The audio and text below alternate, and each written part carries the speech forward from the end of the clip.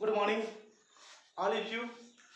Part 2 जो क्षेत्रमिति का है वो आपके बीच आज रखे जा रहे हैं। आपने अगर पार्ट 1 देखे नहीं है दोस्तों क्षेत्रमिति का, तो आपको प्लेलिस्ट में या फिर आपको डिस्क्रिप्शन में वो पार्ट 1 का लिंक दे दिए गए हैं, वहाँ से आप पार्ट 1 क्षेत्रमिति का देख लीजिएगा। और आज जो पार्ट 2 है क्षेत्रमिति का साथियों, कल मैंने पार्ट 1 में सभी चीज़ जैसे आयत, वर्ग, त्रिभुज, ये सारी बातें बता दी है और इतने बेसिक तरीके से बता दी है कि आप सिर्फ एक बार देखिएगा साथियों तो आपको समझ में आ जाएगी। देखिए होता क्या है इसमें, बहुत सारे लोग करते क्या है, हर वीडियो का एडिटिंग कर देते हैं, पीडीएफ दे देते हैं आपको। बार बार मैं कह रहा हूँ साथियों, पीडीएफ देने से आपको समझ में नहीं आएगी, क्योंकि वो शिक्षक सिर्फ आप वो पीडीएफ को पढ़ के आपको सुना देंगे। बट हम जो है ना, मेरी जो क्लास है target selection bye Arun sir में आपका तो स्वागत है साथियों। सबसे पहले टारगेट सिलेक्शन की खूबियां देखिए, हर चीज़ को व्हाइट बोर्ड मार्कर में बता के सिखाया जा रहा है। अगर आपको समझ में नहीं आती साथियों तो एक कमेंट जरूर डाल दीजिएगा, कमेंट बॉक्स खुली हुई है, वहाँ से आप अपनी मतलब कोई भी अगर आपको समस्या आ जाए तो वो कमेंट बॉक्स में डालिएगा, तो उसको 5 मिनट में आपका रिस्पॉन्स दिया जाएगा। देखिए होता क्या है, ब्रीथ जो है आज क्षेत्रमिति का एक टॉपिक है ब्रीथ। इससे संबंधित जितने सारे क्वेश्चन आपके परीक्षा में पूछे जाएंगे वो सारे आपके बीच रखने वाला हूँ, और वो भी क्लास 10 लेवल तक का क्वेश्चन आपके बीच आपके करा दूंगा, ताकि आपको कोई परेशानी ना हो। ब्रीथ से संबंधित सभी क्वेश्चन आज के बारे में आज हम आपके बीच शेयर करेंगे। दोस्तों अगर आप नए हैं तो चैनल को देखिए सब्सक्राइब कर लीजिएगा, बेल आइकन को प्रेस कर लीजिएगा, ताकि हर वीडियो का नोटिफिकेशन सबसे पहले आपके पास जाए। इसीलिए आप बेल आइकन को भी प्रेस कर दीजिएगा, क्योंकि कोई भी वीडियो आपके पास तभी पहुंचेंगे जल्दी जब आप बेल आइकन को प्रेस कीजिएगा और सब्सक्राइब कीजिएगा। तो देर क्यों करते हैं साथी, आज ही सब्सक्राइब कीजिए मेरे चैनल को target selection bye Arun sir. अगर आप लिंक अगर आपके पास नहीं है तो जैसे ही यूट्यूब में आप सर्च कीजिएगा target selection bye Arun sir, देखिए ये लिखेगा target selection bye Arun sir. जैसे ही आप इसको YouTube में सर्च कीजिएगा दोस्तों, ध्यान दीजिएगा सबसे पहले लिंक यही है target selection bye Arun sir. क्योंकि आजकल लोग इतने इसको पसंद कर रहे हैं कि सर्च बार में भी पहला आ गए हैं, तो आप भी आज ही ज्वाइन कर लीजिए, ताकि ऐसे वीडियो आपको फिर शायद ही क्लास में सभी चीज़ डिटेल में बताने जा रहे हैं आज की डेट में, क्योंकि आजकल लोग मेहनत करना नहीं चाहते हैं और मैं आपके लिए मेहनत कर रहा हूँ साथियों। तो देर क्यों करें, आज की क्लास शुरू करते हैं। और आज का क्लास है क्षेत्रमिति का पार्ट 2, वो भी सर्कल से, यानी सर्किल से वृत्त पढ़ाएंगे आज आपको। आइए वृत्त के बारे में जानते हैं। देखिए सबसे पहले आपको जानना है कि ये वृत्त होता क्या है। देखिए वृत्त हम किसको कहेंगे, आप समझते होंगे ये गोल चक्री है ना, बट होता क्या, देखिए कि एक बिंदु लीजिए बीच में, ठीक है, यहाँ से एक क्या ये बंद वक्र है, बंद वक्र ध्यान रखिएगा, खुला वक्र का वृत्त नहीं कहेंगे। फिर मैंने कल भी आपको कंसेप्ट को क्लियर कराया त्रिभुज में कि 3 भुजा तो रहेंगे बस बंद होनी चाहिए, खुली नहीं होनी चाहिए। तो यहाँ भी अगर ये खुली है तो ये वृत्त इसको नहीं कहेंगे, जब इसको बंद कर देंगे दोस्तों तो ये हो जाएगा आपका वृत्त। ये तो वक्र हो गया, क्या हो गया, वक्र। हम वृत्त को जानेंगे तो वृत्त किसे कहेंगे, देखिए एक बिंदु से, देखिए बंद वक्र का एक बिंदु, यहाँ से जो दूरियां होती है सभी समान होती है, यानी समदूरस्थ होती है। क्या होती है, समदूरस्थ होती है। दैट मीन्स ये कहलाता है इसका केंद्र। देखिए जिस बिंदु से कोई भी एक निश्चित बिंदु है साथियों, एक मिनट सॉरी, मान लीजिए एक निश्चित बिंदु यहाँ है, यहाँ से जो दूरी होगा हमेशा समदूरस्थ होगा। क्या होगा, समदूरस्थ होगा। देखिए ये दूरी यहाँ से क्या होगी, समदूरस्थ होगी, सभी दूरियां समान होगी। देखिए आपको सीखना क्या है, मतलब वह घिरा हुआ तल जो एक निश्चित बिंदु से, सॉरी बिंदु यहाँ छूटा हुआ है, लिख दे रहे हैं, बिंदु से हमेशा समदूरस्थ। देखिए ये निश्चित बिंदु ये है, इसको नाम दे देते हैं, ये बिंदु इसका कहलाता है केंद्र। देखिए जिसको कहते क्या है, केंद्र। तो आपको यहाँ ध्यान रखना है साथियों कि केंद्र वह निश्चित बिंदु है जहां से सभी दूरियां, देखिए सब दूरियां समान है, यानी समदूरस्थ है। आगे बात कर लेते हैं। देखिए आप, ये जो पूरा दिख रही लाइन जो व्यास से, सॉरी केंद्र से होकर गुजर रही है, इस लाइन को हम लोग बोलते हैं व्यास। क्या कहते हैं साथियों? व्यास। ठीक है। अब व्यास का सिर्फ आधा लिखेंगे, देखिए ये वाला पार्ट लिखेंगे, आधा, है ना।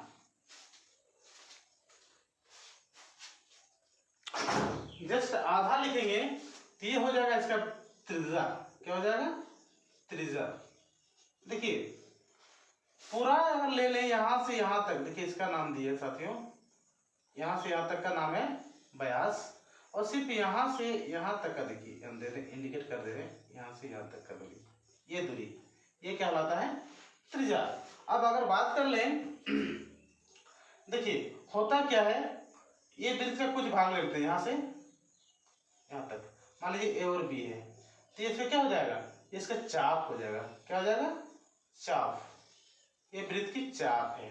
ठीक है, समझ में आ रहा साथियों? और अगर परिधि की बात करें, देखिए परिधि आपका क्या होता है? कुल परिसीमा। देखिए ये चारों चक्कर जितना कुल परिसीमा हो रहा है ना, ये इसका कहलाता है परिधि। परिधि क्या कहलाता है साथियों? परिधि, है ना। उसी तरह अगर बात कर लें, देखिए अगर ए और बी चाप को मिला दिए दोस्तों, एक रेखा है यहाँ, तो ये हो जाएगा इसका जीवा। क्या हो जाएगा? जीवा। इसका नाम दीजिएगा जीवा, है ना। एक एक करके समझते चलिए। और एक चीज याद रखिए, जब कोई रेखा वृत्त को एक बिंदु पर स्पर्श करती है, मान लीजिए स्पर्श किया है एक बिंदु पर, तो उसको हम लोग बोलते हैं स्पर्श रेखा। क्या बोलते हैं? स्पर्श रेखा। देखिए स्पर्श रेखा, स्पर्श रेखा का मतलब है वो स्पर्श करेगा, टच करेगा वृत्त को, और कितने बिंदु पर टच करेगा? सिर्फ एक ही बिंदु पर। एक स्पर्श रेखा एक वृत्त को एक ही बिंदु पर टच करती है, स्पर्श करती है, ये आपको ध्यान में रखनी है। क्योंकि होता क्या है, स्पर्श रेखा आप सोचिएगा, लेट्स मान लेते हैं ये वृत्त है, अब ऐसे रेखा खींच दिए हैं, है ना, तो आप सोचिएगा वृत्त को बहुत जगह टच किया है, वैसी कोई बात नहीं है, वो एक ही बिंदु पर वो उसको स्पर्श करती है। देखिए एक स्पर्श रेखा है तो वृत्त को एक ही बिंदु पर स्पर्श करेंगे, ये तो सिंपल चीज है ना। कंफर्म हो लीजिए कि स्पर्श रेखा जो होती है वृत्त को एक ही बिंदु पर स्पर्श करती है। तो यहाँ तक आपको क्लियर हुआ कॉन्सेप्ट साथियों? देखिए वृत्त होता क्या है? एक घिरा हुआ तल होता है ना, जो एक निश्चित बिंदु से हमेशा जो दूरियां होती है वो क्या होती है? समदूरस्थ होती है। दैट मीन्स वो वृत्त है।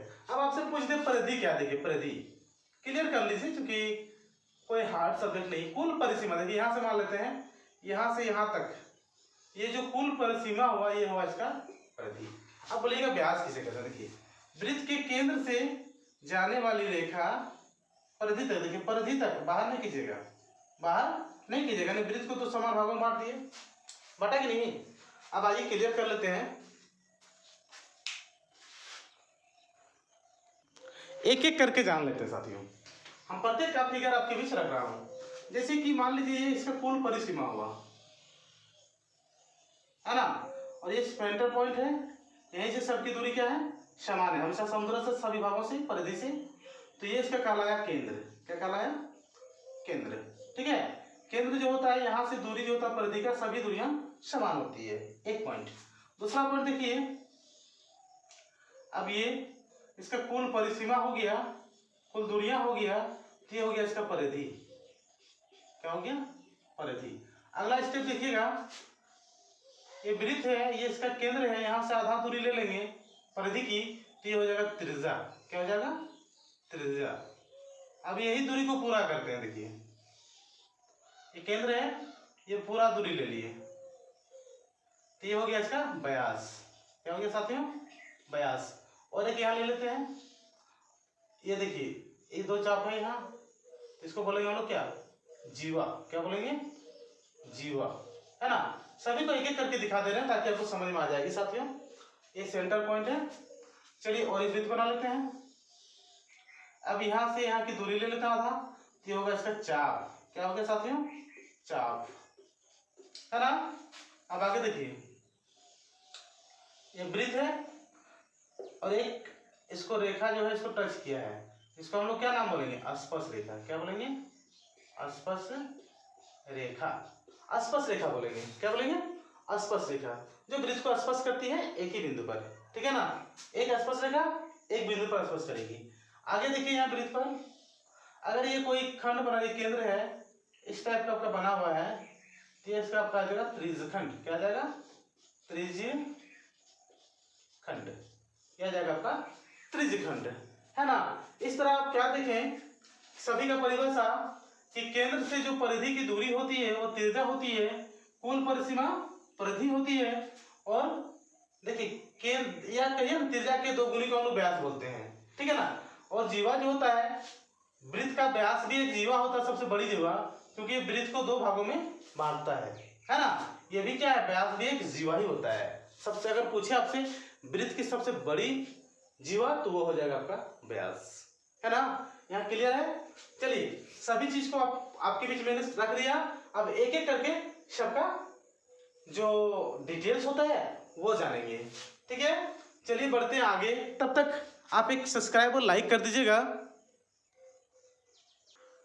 चलिए देखते हैं कि वृत्त का क्षेत्रफल कैसे निकाला जाता है, परिधि कैसे निकाला जाता है, त्रिज्या कैसे निकाला जाता है। देखिए ये मान लीजिए क्या बताएं, केंद्र है, तो केंद्र से परिधि की दूरी क्या कहलाएगी? त्रिज्या। और त्रिज्या को जब हम डबल कर रहे हैं इधर भी, तो क्या हो जा रहा है? व्यास। यानी वृत्त की त्रिज्या इक्वल टू क्या हो जाएगा? व्यास का आधा। क्या होगा? आधा। देखिए क्योंकि ये पूरा लाइन ही ना आपका व्यास है, तो आप आधा निकाल रहे हैं, तो आधा कीजिएगा ना, तो वृत्त की जो त्रिज्या होगी ना, तो वो व्यास का आधा होगा। या फिर आप ऐसे लिखिए, व्यास बराबर पौना गुना 2 गुना त्रिज्या, 2 गुना त्रिज्या। देखिए यहां से आप किसी भी वृत्त का त्रिज्या निकाल सकते हैं, और अगर व्यास दिया रहे तो त्रिज्या निकाल सकिएगा, और त्रिज्या दिया रहे तो व्यास निकाल पाइएगा। अब देखिए होता है क्या है, वृत्त की परिधि, वृत्त की परिधि एकदम बेसिक चीजों को दे रहे हैं साथियों, जैसे 2 पाई आर। देखिए पाई के बारे में आपको जानकारी लेनी तो उसके अलग से वीडियो बना हुआ है, क्योंकि बहुत डिटेल जानकारी इसका है। इसका फॉर्मूला सिर्फ अभी लिख रहे हैं, है ना साथियों। 2 पाई आर होता है। अगर मान लीजिए आप पाई को लिखते हैं और यहाँ 2r लिखते हैं, कोई दिक्कत नहीं ना है, क्योंकि 2r इक्वल टू क्या हो रहा है? देखिए 2r यहाँ है ना, 2r इक्वल टू व्यास मतलब d हो रहा है, तो यहाँ आप लिख सकते हैं पाई इंटू डी, यानी पाई डी भी इसका फॉर्मूला हो जाएगा। देखिए वृत्त की परिधि 2 पाई आर लिखिए जब आर दिया रहे तो, और जब व्यास दिया रहे तो आप लिखिएगा पाई डी। क्या लिखिएगा? पाई डी। देखिए इस तरह आप वृत्त की परिधि निकाल सकते हैं। अब एग्जांपल देते हैं साथियों आपको। मान लीजिए आपके बीच r इक्वल टू दिया है 7 सेंटीमीटर, है ना, तो आपको परिधि निकालना है। क्या निकालना है? परिधि। चलिए देखते हैं निकाल के। 2 पाई आर इसका फॉर्मूला है, 2 गुना पाई का वैल्यू 22/7 लेते हैं, आर का मान भी 7 लिखिए, 7 7 कैंसिल हो गया, 22 गुना कितना आ गया? 44। इसका क्या हो गया? परिधि। परिधि आप निकाल दिया ना। अब मान लीजिए आपको आर नहीं दिया हुआ है, ये आर नहीं है, ठीक है, आपको डी दिया हुआ है, डी इक्वल टू 14 सेंटीमीटर। तो आप क्या कीजिएगा? वृत्त की जो परिधि निकालिएगा, डायरेक्ट फॉर्मूला बनाइएगा। वृत्त की परिधि आपको आर निकालने की जरूरत नहीं पड़ेगा, पाई डी लिखिएगा, पाई डी। क्योंकि वृत्त की व्यास दिया हुआ है ना, तो आपको लिखना परिधि का फॉर्मूला पाई डी। पाई का वैल्यू 22/7 और डी का वैल्यू 14। देखिए 2 से काटिएगा इसको, 2 बार में 22 गुना 44 आया कि नहीं। आपको जिस ढंग से देगा क्वेश्चन साथियों, उसी ढंग से आपको शॉर्ट में बनाना है।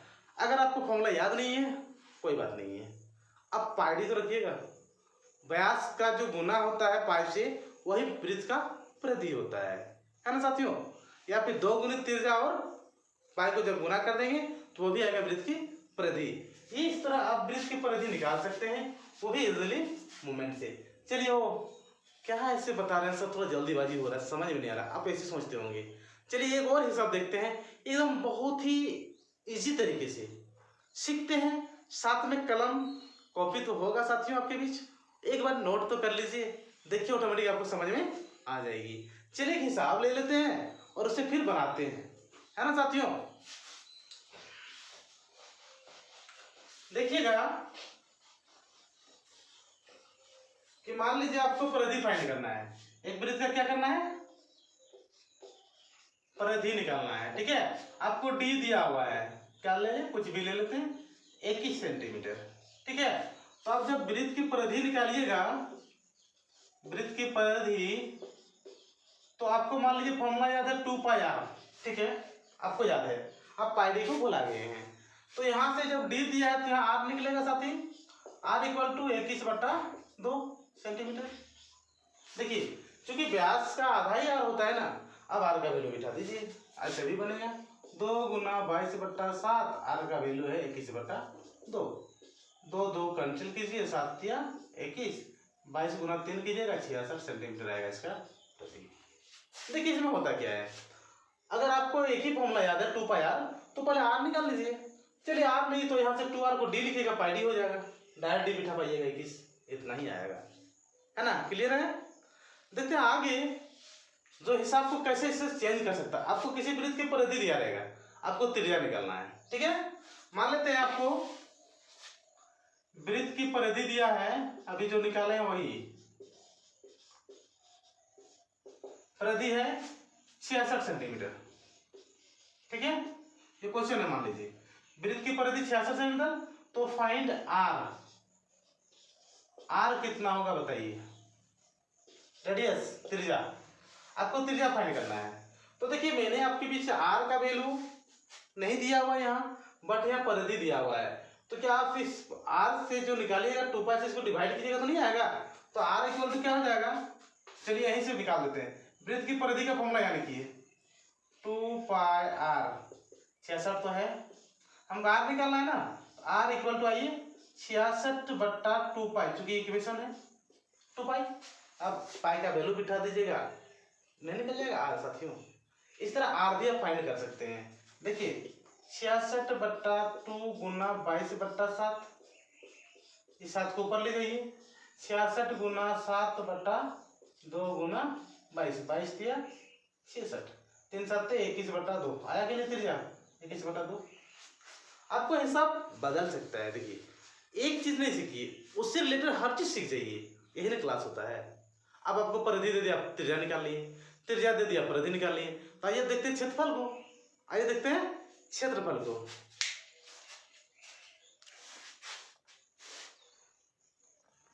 देखिए साथियों, अब हम आते हैं क्षेत्रफल पर। चूंकि आपको परिधि मैंने आपके बीच रख दिया, सिर्फ उसको एक बार कॉपी में नोट करना है ना, और ऐसे नोट कर लीजिएगा एक बार सिर्फ देख के, तो आपको हमेशा के लिए याद हो जाएगा साथियों। अब वृत्त का क्षेत्रफल देखते हैं। ठीक है, इससे पहले साथियों आप अगर चैनल में नए हैं तो प्लीज सब्सक्राइब कर लीजिए, एक लाइक कर दीजिए, और हो साथी आपसे शेयर करने के लिए नहीं भूलिएगा, शेयर भी कर दीजिएगा। आइए देखते हैं वृत्त का क्षेत्रफल का हिसाब। अगर आपसे पूछ दिया कि किसी वृत्त के व्यास 14 सेंटीमीटर है, तो वृत्त का क्षेत्रफल ज्ञात कीजिए। देखिए मान लीजिए वृत्त है, इसका केंद्र है, अब व्यास दिया हुआ, देखिए ये वाला चीज दिया हुआ आपको, ए बी व्यास है ना, ये व्यास दिया हुआ है 14 सेंटीमीटर। तो सबसे पहले आपको क्या करना होगा, इसका रेडियस निकालना होगा, त्रिज्या, त्रिज्या निकाल लीजिए, त्रिज्या यानी आर रेडियस कितना होगा 14/2, कितना आ गया 7 सेंटीमीटर। ऑटोमेटिक है ना, आधा क्या होगा इसका 7 होगा, इधर भी 7 होगा। ये आप निकाल नहीं सकते, ऑटोमेटिक लिख सकते हैं, क्योंकि आपको मतलब परीक्षा में जो पूछे जाएंगे वो एमसीक्यू पूछे जाएंगे।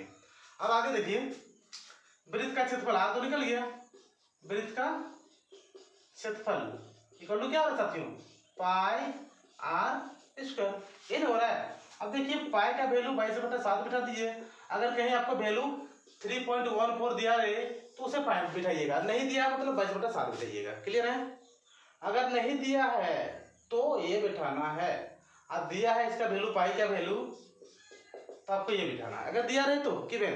ओके, अब देखिए आर का वैल्यू कितना है 7, या 7 का स्क्वायर कर देंगे, इसका मतलब होता है साथियों 22/7 गुना 7 गुना 7, 2 बटा में एगो 7 को कैंसिल कीजिएगा, 22×7 154 आ जाएगा। देखिए ये क्या गया क्षेत्रफल। क्षेत्रफल क्या होता है साथियों, वर्गमूल होता है, वर्ग से लिखा होगा। इस तरह देखिए आपको व्यास दिया हुआ था, पहले त्रिज्या निकाल लिए और इस फॉर्मूला में बिठा दिए वृत्त का क्षेत्रफल का, तो आपका क्षेत्रफल निकल गया। और अगर आपको त्रिज्या डायरेक्ट दिया रहे तो आपको व्यास निकालने की जरूरत नहीं है, व्यास को फाइंड नहीं कीजिएगा, आधा नहीं कीजिएगा, डायरेक्ट आर को बैठा दीजिएगा। ठीक है, अब देखिए होता क्या है। अब मान लेते हैं आधा वृत्त है, अर्धवृत्त का ले लेते हैं, ये पूरा वृत्त का लिखिए, आधा वृत्त यहाँ काट दीजिए, इतना हटा दीजिए, आधा वृत्त हुआ। तो अर्धवृत्त का क्षेत्रफल क्या हो जाएगा, अर्धवृत्त आधा का अगर पूछे तो क्षेत्रफल हो जाएगा, आधा करना है ना तो 1/2 कर दीजिए और पाई आर स्क्वायर कर दीजिए। ये क्षेत्रफल है वृत्त का, आधा कर दिए, आधा हो गया, अर्धवृत्त हो गया ना साथियों, आधा कर दीजिए बस, कुछ नहीं है। यानी 1/2 पाई को रहने दीजिएगा, आर स्क्वायर, अब आर का वैल्यू जो दिया रहेगा उसको बैठा दीजिए, ये अर्धवृत्त का भी निकल जाएगा आपके पीछे, क्योंकि इसका सेंटर तो यही है, आधा वृत्त है, अर्धवृत्त है ना। आपकी आवाज अगर क्लियर मेरी नहीं आ रही साथियों तो हमें कमेंट करके बताएं, फिर मैं अलग से कुछ व्यवस्था आपके लिए करूंगा, है ना। ये रहा वृत्त का क्षेत्रफल और अर्धवृत्त का क्षेत्रफल। आइए देख लेते हैं थोड़ा त्रिज्यखंड का क्षेत्रफल। देखिए जब वृत्त पढ़ रहे हैं तो त्रिज्यखंड को भी जानना बहुत ही जरूरी है। देखिए त्रिज्यखंड का क्षेत्रफल होता है थीटा बाय 360 डिग्री गुना पाई आर स्क्वायर, है ना। अब थीटा जो कोण यहाँ बनाए केंद्र पर, देखिए कोण जो एंगल है उसको डिवाइड किया जाता है, देखिए कितना है यहाँ 90 डिग्री, तो यहाँ लिखिएगा थीटा बराबर कितना है 90 डिग्री। आपका त्रिज्या मान लीजिए दिया हुआ 7 सेंटीमीटर, है ना, आर इक्वल टू कितना है 7 सेंटीमीटर। बस इस फॉर्मूला में आपको सेट कर देना है, ये होता है त्रिज्यखंड का क्षेत्रफल। देखिए त्रिज्यखंड होता है क्या, देखिए ये भाग आपका हो गया त्रिज्यखंड, है ना साथियों।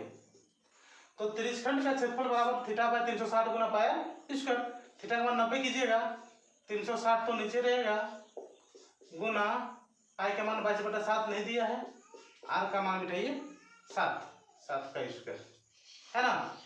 चलिए काटते हैं यहाँ से, 90 चौका 360, 1/4 गुना 22/7 गुना 7 गुना 7 2 टाइम्स लिखिएगा, यहाँ एक साथ कैंसिल हो गया, 2 से काटिए, 2 दूना 4, 11 दूना 22, 11 7 बचा ऊपर में, 11 गुना 7 नीचे बचा 2, ये इसका हो गया त्रिज्यखंड का क्षेत्रफल। होता क्या है, सिर्फ आप ये याद रखिए थीटा बाय 360 गुना पाई इस पर आपको एंगल दिया रहेगा, केंद्र का जो कोण बनेगा यहाँ पर ये थीटा है, यहाँ थीटा बराबर कितना है 90 डिग्री, यहाँ आपको मान लीजिए 120 दिया है, क्या लिखिएगा थीटा बराबर 120 डिग्री, है ना। और रेडियस तो आपको दिया रहेगा, आर तो दिया रहेगा, इस तरह आप त्रिज्यखंड का क्षेत्रफल निकाल सकते हैं। अब होता है स्पर्श रेखा का, थोड़ा 2-4 पॉइंट याद रख लीजिए, आपका वृत्त का कंसेप्ट क्लियर हो जाएगा। देखिए वैसे ही हौसलों को बुलंद नहीं रखिएगा तो आपको क्लास सही नहीं मिलेगा। जैसे कि एक आदमी था, अरे वो बार बार कोशिश तो कर रहा है पर असफल हो रहा है, लेकिन अंतिम क्षण जब वो हारने को चला था फिर एक बार मेहनत कर दी, वो मंजिल को हासिल कर ली। तो आपका अंतिम कदम है साथियों, अंतिम कदम को ध्यान से फूक फूक के चला दीजिए, आप एक लक्ष्य को प्राप्त करने वाले आदमी बन जाएंगे। आइए देखते हैं देर न करते हुए, ये वृत्त है, आइए देखिए आधा वृत्त है, आधा वृत्त पर जो कोण बनेगा ये कितना होगा 90 डिग्री होगा, ये आपको ध्यान में रखिए, ये क्वेश्चन बार बार परीक्षा में पूछी जाती है। यानी यहाँ क्या देखें, अर्धवृत्त का कोण समकोण होता है, क्या होता है समकोण मीन्स 90, कल बताए थे आपको साथियों 90 डिग्री होता है।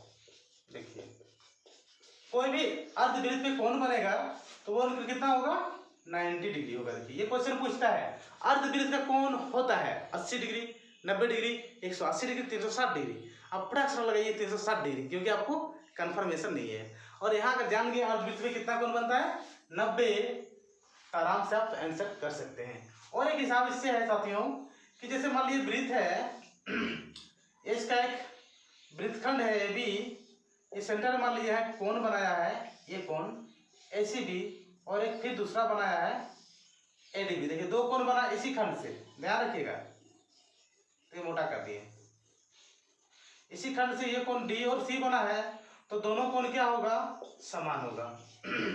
मतलब एक ही वृत्तखंड के कोण समान होते हैं, एक ही वृत्तखंड के कोण समान होते हैं।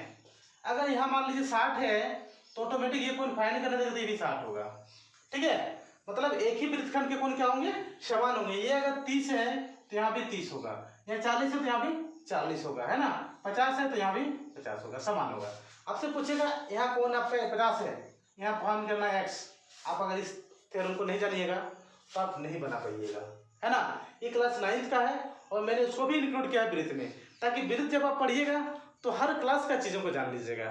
देखिए इस सब का थ्योरम है, इसे हम प्रूव कर सकते हैं, बट आपके पास उतना समझ अभी नहीं है। अगर आप कमेंट बॉक्स में लिखिएगा कि सर इसका थ्योरम दीजिए, तो मैं सभी वृत्त का थ्योरम एक दिन आपके बीच रख दूंगा क्लास में साथियों। तो सभी को कम से कम शेयर कीजिएगा, लाइक कीजिएगा, ऐसे होने से ही संभव है साथियों। अगर अच्छा है तो आपको पैसा नहीं लग रहा है, एक लाइक एक सब्सक्राइब प्लीज कर दीजिए। आइए देखिए आगे, एक वृत्तखंड का कौन समान होता है यही चल क्या पता आपको। थोड़ा स्पष्ट रेखा की बात कर लें, क्योंकि वीडियो लंबा हो जा रहा है।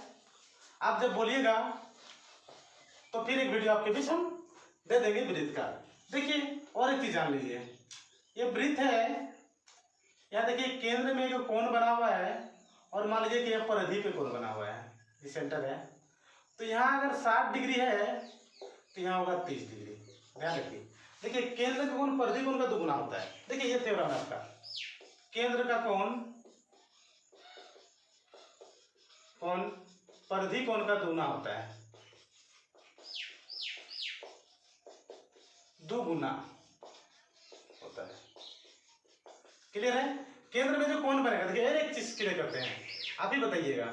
ये केंद्र पे कोण बना है, चलिए ये परिधि पे बना है, ये सेंटर है। यहाँ मान लीजिए आपका दिया हुआ यहाँ पर ये कोण नाम देते हैं ABC, ये आपको 90 डिग्री दिया है। बताइए कोण कितना होगा, x कितना होगा। सिंपल है ना, x का आधा ना होगा, यहाँ केंद्र पे केंद्र है ना, तो 90 का आधा, 90 से आधा कर दिए, 2 से भाग दे दीजिएगा, 45 डिग्री। यहाँ कितना आएगा, 45 डिग्री। इस तरह ये थ्योरम भी याद रखिएगा, केंद्र का कोण परिधि कोण का 2 गुना होता है। और एक चीज बचा हुआ है स्पर्श रेखा का, वो आप भी तुरंत हम आपके बीच रख रहे हैं। क्या साथियों समझ में नहीं आ रहा है आपको? तो आइए जानते हैं फिर से एक बार एक नए एग्जांपल के साथ, क्योंकि ये क्वेश्चन आपको परीक्षा में पूछे जाते हैं। फाइंड x, चलिए देखिए फाइंड x, x का वैल्यू क्या है, ठीक है ना। आपको इस तरह का हिसाब दिया हुआ है,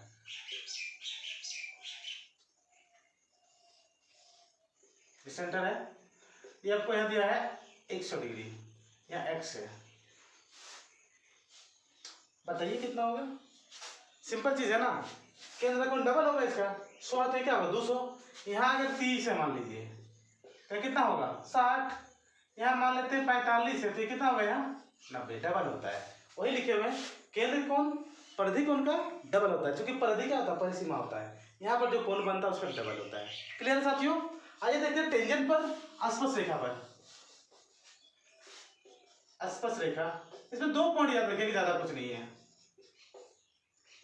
ये होता है क्या, देखिए एक वृत्त है, एक रेखा खींचेगा इसे, एक बिंदु पर स्पर्श करेगा, है ना, इसका कहलाता है स्पर्श रेखा, जो वृत्त को स्पर्श करे कितने बिंदु पर, एक बिंदु पर। और ध्यान रखिए अब ये इसका त्रिज्या है, त्रिज्या है कि नहीं, ओ ये है त्रिज्या। तो एक ही चीज इसमें याद रखिएगा, ये त्रिज्या और स्पर्श रेखा का कोण जो होता है हमेशा 90 बनता है। कितना बनता है 90। देखिए याद रखिएगा, स्पर्श रेखा क्या है, स्पर्श रेखा और त्रिज्या का कोण, त्रिज्या का कोण क्या होता है 90 डिग्री का होता है, 90 डिग्री का होता है। ये भी थ्योरम है, ये भी प्रूव आपका होगा, ठीक है। देखिए त्रिज्या और स्पर्श रेखा कोण कितना होगा 90 डिग्री, चाहे व्यास रहे इसका भी कोण उतना ही होगा 90 डिग्री, ठीक है। आपको हिसाब किस तरह पूछेगा इसमें देखिए, इसको भी जान लीजिए। ये वृत्त है, ये केंद्र से दूरी इसका दिया हुआ है, और ये स्पर्श रेखा है ना, ये त्रिज्या इसका है कि नहीं। ये स्पर्श रेखा है, ये दूरी मान लेते हैं 5 है, ठीक है, ये मान लेते हैं 3 है। आपको फाइंड करना r, निकाल पाइएगा ना साथियों, क्यों नहीं। अरे मैंने कल पाइथागोरस थ्योरम आपको बताए थे, याद नहीं है, तो लिंक में जाइए ना जी, डिस्क्रिप्शन में लिंक है, देख लीजिए। आइए देखते हैं, देखिए इसका नाम है O, इसका नाम देते हैं A, इसका B दे देते हैं। क्योंकि ये स्पर्श रेखा है और ये त्रिज्या है, तो बीच का कोण कितना होगा 90, अभी बताएं साथियों। तो ये क्या हो गया अच्छा कर्ण, ये क्या हो गया आधार, ये लंब निकालना है। तो लंब का आपको फॉर्मूला मैंने कल ही बता दिया था साथियों, r लंब है ना, कर्ण का स्क्वायर कितना है 5 कीजिए, इसका वैल्यू 3 कीजिए। 25 घटा 9 यानी कितना आया 16। 16 का कितना होता है 4 होता है कि नहीं, ये कितना आएगा 4। इस तरह का हिसाब आपसे पूछे जाएंगे, आप इजी मोमेंट से बना सकते हैं। दोस्तों वीडियो लंबा हो रहा है इसलिए आप पार्ट 3 लेके आएंगे, फिर कल पार्ट 2 आई देख लीजिए। पार्ट 1 नहीं दिखा तो लिंक डिस्क्रिप्शन में आपको दे देंगे अभी साथियों। और याद रखें, अगर वीडियो अच्छा लगे साथियों, आपसे कुछ विनती नहीं करते हैं, सिर्फ एक शेयर तो कर दीजिएगा दोस्तों को, ताकि वो देखे, उसे मोटिवेट कीजिए। देखिए क्लास जो है बहुत अच्छा हो रहा है, ये target selection bye Arun sir जो करा रहे हैं ना, क्लास थोड़ा ठीक करा रहे हैं, कुछ समझ में आ रहा है, तो अपने दोस्त को बताइएगा तो होगा क्या, मेरे वीडियो शेयर होगा, वो भी वीडियो को देखेंगे, वो भी पसंद करेंगे तो अगला दोस्त को भी देंगे। तो यही एक शिक्षक चाहते हैं कि ज्ञान कैसे बढ़े दोस्तों, लोगों तक ज्ञान को पहुंचाना, मेरा मोटिव यही है। ज्ञान बांटने से घटता नहीं है ना, बांटने से कभी ज्ञान घटता नहीं। तो आप भी ज्ञान बांटने के रूप में आप एक शेयर और एक लाइक कर दीजिए साथियों। धन्यवाद, आज के लिए इतना ही, वीडियो लंबा हो जा रहा है इसलिए दोस्तों पार्ट 3 लेके कल फिर आएंगे, आपका बेलन, शंकु, गोला और अर्धगोला और घनाभ के बारे में एक ही वीडियो में बता देंगे। क्षेत्रमिति आपका कंप्लीट है, आप कोई भी एग्जाम में बैठिएगा उसे आप क्रैक कीजिएगा, पास कीजिएगा, ये भरोसा आपका है। क्योंकि मैं आपको बेसिक चीज दे रहा हूँ और हर क्वेश्चन को आप बना पाइएगा, हर परीक्षा का मुंहतोड़ जवाब दे पाइएगा। ये आकलन होता है क्या साथियों, टेट आप दीजिएगा, सीटेट दीजिएगा, या फिर एसएससी, जीएसएससी, सीजीएल, कोई भी एग्जाम दीजिएगा, क्षेत्रमिति से आपका सवाल पूछेगा तो सबसे पहले पोस्टमार्टम आप ही कीजिएगा। एक बार वीडियो को शेयर कर दीजिए। धन्यवाद दोस्तों।